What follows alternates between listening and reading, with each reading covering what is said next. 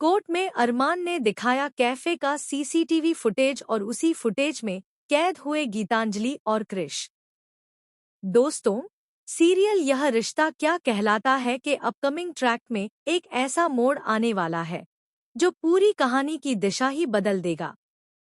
Courtroom drama अपने चरम पर होगा जब अरमान पूरे आत्मविश्वास के साथ अभीरा का केस लड़ता नजर आएगा। वह अभीरा को भरोसा दिलाता है, मैं तुम्हें इस केस से बाहर निकाल कर ही दम लूंगा। तुम बेकसूर हो और मैं यह साबित करके रहूंगा। लेकिन कहानी में ट्विस्ट तब आता है जब गीतांजलि बार बार अरमान का रास्ता रोकती है।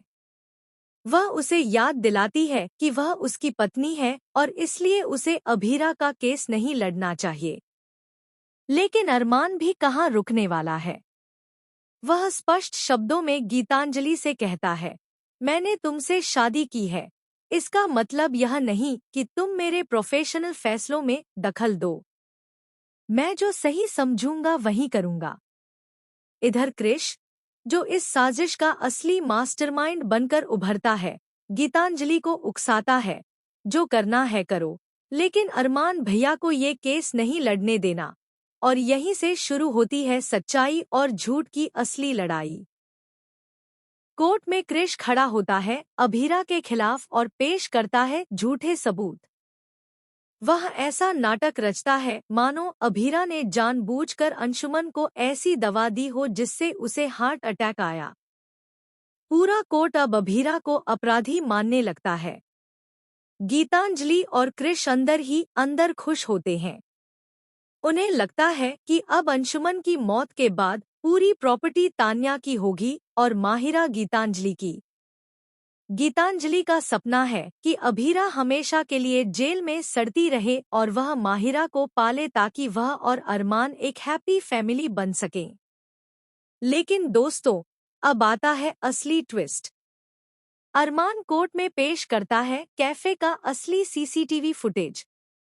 क्रिश तंज कसता है, यह तो हम पहले देख चुके हैं, इसमें कुछ नया नहीं है। अगर अपने क्लाइंट को बचाना है तो कुछ ठोस सबूत लाओ। लेकिन अरमान मुस्कुराता है और कहता है, आपने जो फुटेज देखा वो अधूरा था। असली कहानी तो इससे पहले की रिकॉर्डिंग में है। फिर अरमान चलाता है पूरी 1 घंटे की सीसीटीवी रिकॉर्डिंग जिसमें सामने आता है कि अंशुमन और अभीरा के कैफे में आने से पहले ही क्रिश और गीतांजलि वहां मौजूद थे। वहीं गीतांजलि जानबूझकर चीनी के पैकेट को बदल देती है। अरमान बताता है कि अंशुमन सिर्फ ब्राउन शुगर इस्तेमाल करते थे और गीतांजलि व क्रिश ने उसी ब्राउन शुगर के पैकेट में दवा मिला दी ताकि जब अभीरा अनजाने में उसे कॉफी में मिलाए तो अंशुमन को अटैक आ जाए। और ऐसा ही हुआ, कॉफी पीते ही अंशुमन को हार्ट अटैक आ गया। इस खुलासे से पूरा कोर्ट हिल जाता है। क्रिश बुरी तरह घबरा जाता है, पसीने पसीने हो जाता है।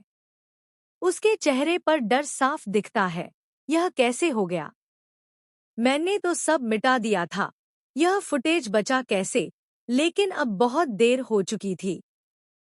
अरमान के इस सबूत से पूरा केस ही पलट जाता है। क्रिश खुद को फंसता देख गीतांजलि का नाम भी घसीट लेता है।